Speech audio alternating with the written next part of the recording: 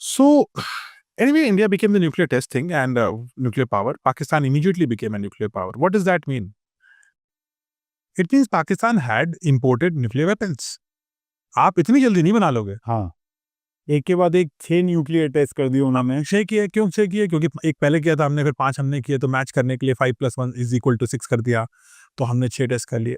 What does this show? Pakistan did not test its indigenous technology.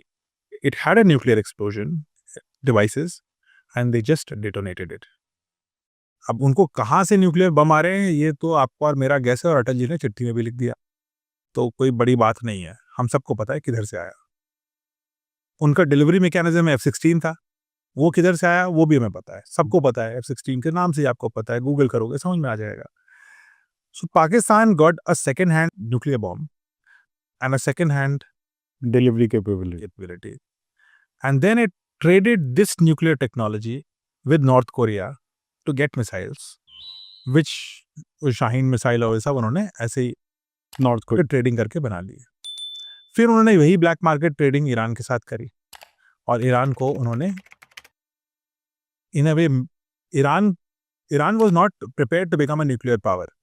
फिर वो Saddam वाला जो वॉर हुआ, ईरान इराक वॉर, उसके एंड में, वो भी 80s में चला और 80 के एंड में खत्म हुआ, तब ईरान गॉट सीरियस कि हमें न्यूक्लियर कैपेबिलिटी चाहिए। तो ईरान को भी पाकिस्तान ने प्रेरित किया, आज उसका खामियाजा सब भुगत रहे हैं। There's a war going around. So this is India's nuclear mission compared to Pakistan's nuclear mission. Pakistan never said कि हम फर्स्ट यूज नहीं करेंगे, इनफैक्ट उल्टा बोलता है, कहता हम तो पहले ही यूज करेंगे साहब। और जैसे ही पाकिस्तान के पास न्यूक्लियर बम आ गया, जहां से भी आया, और इंडिया के पास भी है, और उनसे बड़े बम है, मतलब we have thermo nuclear, they don't. पहला काम क्या किया, इनफैक्ट जब पाकिस्तान टेस्ट कर रहा था, so there is this theory which says कि Clinton wanted Pakistan to hold back, कोई चाइनीज बम है, use it, don't test it, and he offered something like $4 billion. आज के टर्म्स में काफी है, मतलब पाकिस्तान के लिए तो बहुत है ना। तो आज के टर्म्स में 20 बिलियन या $15 बिलियन के आसपास। तब वो लोन मांग रहे थे अभी कुछ दिन। लोन तो उससे कम है, लोन तो वो 1.5 बिलियन का मांग रहे हैं ना आज के टाइम में, वो 1990 की मैं बात कर रहा हूँ।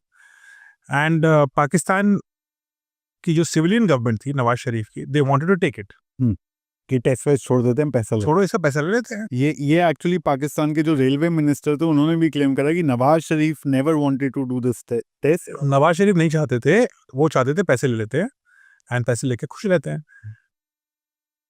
But the army did not let him. The armed forces under Parvez Musharraf थे, there was another general उस समय, Parvez Musharraf, I don't think was the army chief, but he was one of the prominent figures। वो नवाज शरीफ को उन्होंने फोर्स किया कि you should test it, and there is this thing कि नवाज शरीफ started losing control, और पाकिस्तान की democratic government could not decide what to do। Army did it। 99 came next year, Kargil happened। The army did not tell the civilian government, and they just invaded India। They got rattled and shattered and beaten back, वो अलग बात है, और Clinton से relation भी खराब हो गया शरीफ का, और उसके ही शायद 1-1.5 साल बाद Nawaz Sharif was out of power and Pakistan came under military dictatorship। Yes, Sharif came into power। So जो इंडिया के न्यूक्लियर टेस्ट से शुरू हुआ, वो पाकिस्तान को अल्टीमेटली एक मिलिट्री डिक्टेटरशिप में ढकेल गया। तो उसका बिना न्यूक्लियर बम चलाए अटल जी और कलाम और नरसिम्हा राव भी इसमें credit we should give him। Pakistan की सरकार ही dark ages। Pakistan was sent into dark ages by without even using nuclear bomb, and Pakistan remained, since then Pakistan has remained in dark ages। उसके बाद से पाकिस्तान ना तो इकोनॉमिकली कभी उभर पाया। नवाज शरीफ के बाद Parvez Musharraf was a very bad military dictator। Pakistan की सारे रिलेशन खराब कर दी मुशर्रफ ने। Pakistan came under its own terrorism, खुद ही टेररिस्ट में फंस गया। फिर 9/11 हुआ और Pakistan became a total puppet state of US। और उसके बाद से जो हो रहा है वो आप देख ही रहे हो, ओसामा कभी निकल आता है, कभी वो दुनिया भर के आतंकवादी वहाँ अपना डेरा डाले बैठे हैं, कहीं और नहीं मारते हैं तो उन्हीं क्या मार देते हैं। और उसके बाद से पाकिस्तान और इंडिया के बीच का जो इकोनॉमिक गैप है वो कभी भर नहीं पाया, क्योंकि पाकिस्तान ढंग की गवर्नमेंट ही नहीं बना पाया, उसके बाद कभी नहीं बना पाया, और आने वाले समय में लगता भी नहीं है कि अगले 10 साल में बना पाएगा।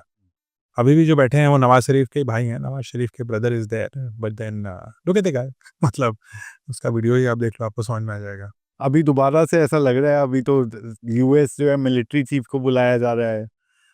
देखिए वो सब क्या फर्क पड़ता है, आपको क्या पता क्या बात करी, हाँ, उसको डांटा, उसको बोला कि तुम्हें ये करना है वो करना है, ये किया है, तो उससे बोला कि तुम अपने सीक्रेट्स मेरे को सरेंडर करो, नहीं तो तुम्हें अभी यहीं से जाने नहीं दूंगा। हाँ, क्या आपको क्या पता क्या बात हुई? Iran and Pakistan have also fought a lot, बीच में ना बहुत कॉन्फ्लिक्ट हुई थी, ईरान ने काफी पाकिस्तानी सोल्जर्स को मारा था, फिर पाकिस्तान ने रिटेलिएट किया था, फिर ईरान ने फिर रिटेलिएट किया था। So there was a military conflict between the two, छोटा सा था लेकिन था। सो पाकिस्तान इज अगेन वही हालत है जो अफगानिस्तान में हुई थी, कि जबरदस्ती का पार्टिसिपेंट बनने वाला है हाँ, अगर इन्होंने ईरान के साथ वॉर किया तो। अब जब तक हम लोग बात टेलीकास्ट करेंगे तब तक ये इशू का रेजोल्यूशन तो आ चुका होगा इस तरफ या उस तरफ, लेकिन जो भी है पाकिस्तान जब ईरान पे उनको इंटेलिजेंस चाहिए तो वो बुला रहे हैं पाकिस्तान के आर्मी चीफ को या एयरफोर्स चीफ को।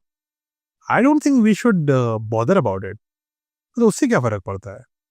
सो मतलब आप ये सोचो कि पाकिस्तान के प्रधानमंत्री को नहीं पूछा उन्होंने, उनको विश्वास ही नहीं है कि पाकिस्तान में चला कौन रहा हाँ, है ना? अगर आपको किसी कंपनी से बात करनी है तो आप उसके सीईओ से बात करोगे, अगर आप जानते हो सीईओ को और आप इतनी आप बहुत बड़ी कंपनी हो तो आप सीईओ से पूछोगे ना, आप उसके चीफ सिक्योरिटी हाँ, आप उसके उसको ना पूछोगे, अच्छा वो जो उस कमरे में बैठता है मैं उससे सीधे बात करूंगा क्योंकि मेरे को सीईओ पे ट्रस्ट ही नहीं। हाँ, so that is the situation of Pakistan. कौन किससे कितनी ब्राइब ले रहा है पता ही नहीं। ऑपरेशन सिंदूर होता है, उनके चीफ जो है यूके भाग जाते हैं, दूसरा कुछ ऑपरेशन होता है तो उनके एयरफोर्स चीफ को अमेरिका जाना पड़ता है। So we don't know what is happening, whether they being bribed, whether they being coerced, whether they're being intimidated. So we don't know. I'm sure it's उनको बिठा करके उन्होंने माइंड डाइन नहीं कराया होगा, कुछ काम होगा और बोला होगा।